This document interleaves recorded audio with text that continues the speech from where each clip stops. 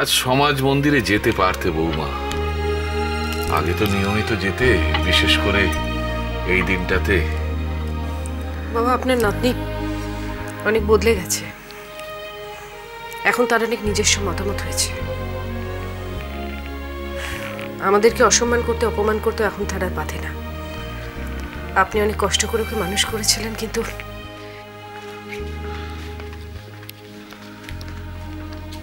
না না, এ কথা বলো না বৌমা। উপে দিদি তো চিরকালই বিদ্রোহিনী, আর তার বিদ্রোহটা আমাদের সকলের সস্নেহ প্রশ্রয় পেয়ে এসেছে চিরকাল। তা আজ হঠাৎ তার প্রতি এত বিরূপ হলে চলবে কেন?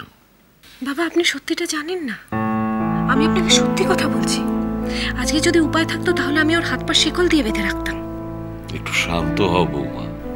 যা দেখছি, যা শুনছি, তারপর আর শান্ত থাকতে পারছি না বাবা। এক্ষুনি কোনো কড়া ব্যবস্থা না নিলে আপনার নাতনি এই পরিবারের সবাইকে মাথা উঁচু করে সমাজে দাঁড়াবার কোনো উপায় রাখবে না। বাবা, আজকে মেজদা যা দেখেছে কালকে বিশ্ব সংসার তাই দেখবে। পুপে একটা বাউন্ডুলে রাস্তার ছেলের সাথে। আমি সব জানি বৌমা। আপনি সব? বাবা, পুপে ওই গোড়ার সাথে। বিনু আমাকে সব বলেছে, আর বিনু বলার আগে থেকে এই কথাগুলো আমি জানি। সব জেনে শুনে আপনি? গোরাকে সোনার তরীর মিলনোৎসবে বিশেষ অতিথি রূপে নিমন্ত্রণ জানিয়েছি। বড় ভালো গায় ছেলেটি। বাবা, আপনি এটা করবেন না বাবা। বাবা, আপনি এটা করবেন না বাবা। এই সম্পর্ককে আপনি স্বীকৃতি দিতে পারেন না বাবা। বাবা, বাবা, আপনার আশা, ভরসা, সোনার তরীর মান সম্মান, বাবা আমার স্বপ্ন, স্বপ্ন পুপের ভবিষ্যৎ আপনি এক মুহূর্তে শেষ করে দিতে পারেন না বাবা। আপনি এটা করবেন না।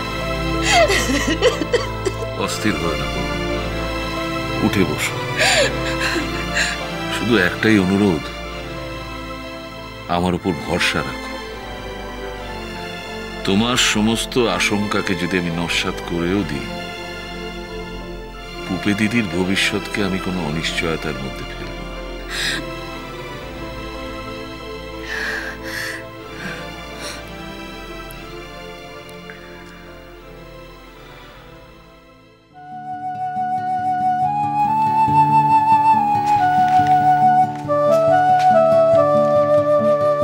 বৌদি, আপনার লিস্টে এই ফুলগুলো ছিল না, নিউ মার্কেটে পেয়ে গেলাম শেষ পর্যন্ত।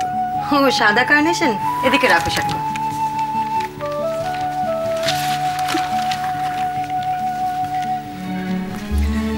আমি একটু আসছি, কারণ ওই শর্ট লেগে গাড়ি পাঠাতে হবে রাঙা মাসিমাদের আনবার জন্য। দাঁড়া দাঁড়া দাঁড়া, গাড়ি পরে পাঠালেও হবে। তুমি বরং এক কাজ করো, এই ফুলগুলোকে কিভাবে কিভাবে অ্যারেঞ্জ করবে একটু দেখো। মানে আমি কি ঠিক পারবো?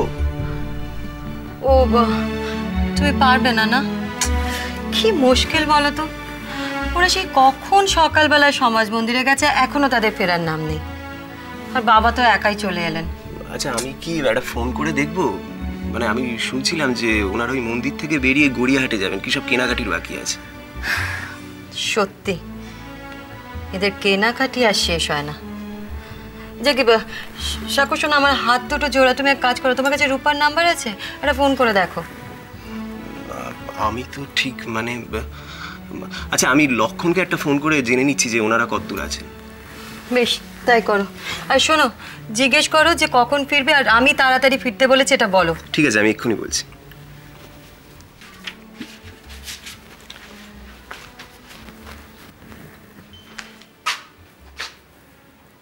কি ব্যাপার তোমাদের হলো? আরে একা হাতে এত কিছু করা যায় নাকি বলো তো? এদিক করতে যাইতো ওদিকটা পড়ে থাকে, ওদিক করতে যাইতো এদিকটা পড়ে থাকে। আর তারপরে মেয়েগুলো হয়েছে সমস্ত অকাজের ঢেকি। বারবার বললাম, বাবা ফিরে এলেন, এখনো তাদের ফেরার সময় হয়নি, বুঝেছো? তুমি বা এখানে দাঁড়িয়ে কি করছো বলো তো? এই ফুলগুলোকে কোথায় কিভাবে অ্যারেঞ্জ করবে দেখে বলে দাও না, সাক্ষ্য করে দেবে বরং। তো সেটা তো আমাকে বলতে হবে নাকি?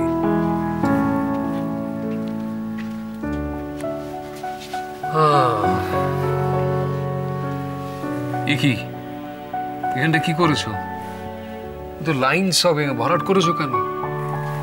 ছাড়ো তো, অত কেউ লক্ষ্য করবে না। আমি তো করছি। আরে এই সমস্ত কাজগুলো এরকম জোড়াতালি দিয়ে হয় না। একটা মিনিমাম আর্টিস্টিক সেন্স তোমার কবে হবে? এতদিন এই বাড়িতে রয়েছো, মোছো জায়গাটা, মোছো। কোনটা এটা? হ্যাঁ, মোছো। বাড়িতে যে আজ কি হবে তা ঈশ্বরই জানেন। তার মধ্যে আর তোমার এই সমস্ত কেউ লক্ষ্য করবে না, বুঝেছো? বাড়িতে যে একটা কাণ্ড হবেই এটা তোমাকে কে বললো? ভাবছো কেন? বাবা আছেন, দাদা আছেন, সামলে নেবেন, তুমিও নিয়ে মাথা ঘামিও না।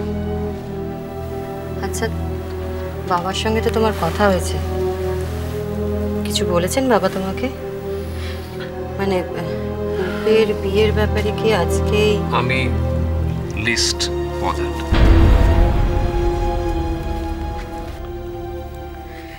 হ্যাঁ রে দীপ, আমরা যে ওদের কি রে ওটা? কোনটা? ওই যে পকেটে ভরলি দেখলাম। কই কিছু না তো। এই বললেই হলো না, ওটো ওটো ওটো দেখি। বলছি তো কিছু না। পকেট দেখে কি করবে? দীপ বাজে কথা বললে এবার কিন্তু একটা চাটি দেবো। আচ্ছা তুমি দেখে কি করবে বলো তো? বাবা দিয়েছেন ওটা। আরে জিনিসটা কি জানবো তো? ওটা একটা সিক্রেট, পরে বলবো। কি এমন সিক্রেট যেটা এখন বলা যাবে না? আচ্ছা তুমি এখনো রেডি হওনি? হাতে সময় নেই, দেরি হয়ে যাবে তো।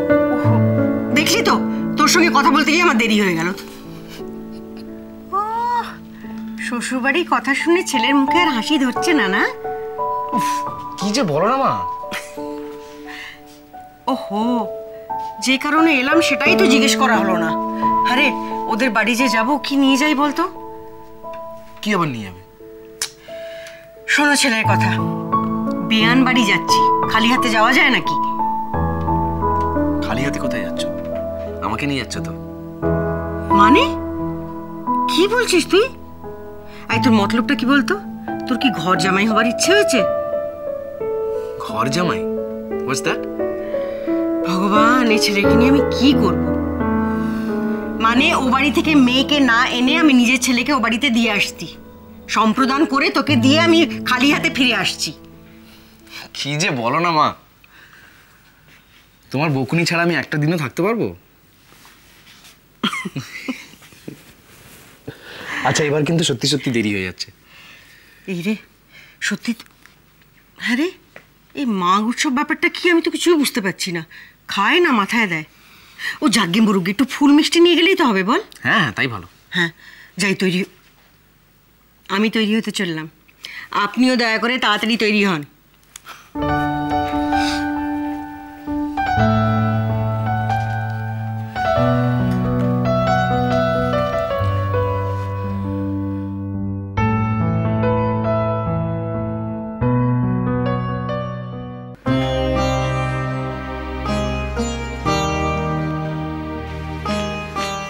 আসুন আসুন, কেমন আছেন আপনারা? আছি, আপনারা? হ্যাঁ সবাই ভালো আছে। আসুন আসুন। চন্দ্রশেখর বাবুর শরীরটা বিশেষ ভালো যাচ্ছিল না শুনেছিলাম। অসুস্থতার মধ্যে এত লৌকিকতা করার কি দরকার ছিল? না না, বাবা এখন ভালোই আছে। আর তাছাড়া বাবাকে তো জানেন, লোকজন এত ভালোবাসে, উপলক্ষ না থাকলে উপলক্ষ তৈরি। ওইগুলো একটু জ্বালিয়ে দাও তো, আমার হাত চলে গেল। আসুন আসুন। মামুনি, ও মামুনি, মামুনি শিগগিরই দেখবে এসো, কে এসেছে। ও মা, রাঙা মাসিমা, আপনার পায়ের ব্যথা কিরকম আছে? আমরা তো ভেবেছিলাম আপনি বুঝি আসতেই পারবেন না।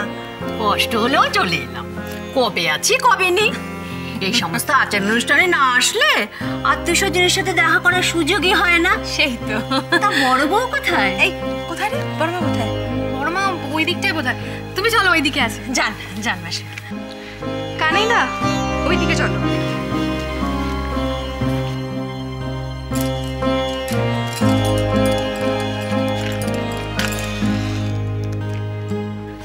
আরে এসো এসো। কেমন আছে? হ্যাঁ ভালো আছি, এসো বসো। মিনি, হ্যাঁ বলো। মিনি দিকে শরবত দিও না রে, কানে থেকে ডাক। না রেখে এসো। দাও নিন। মির্জা,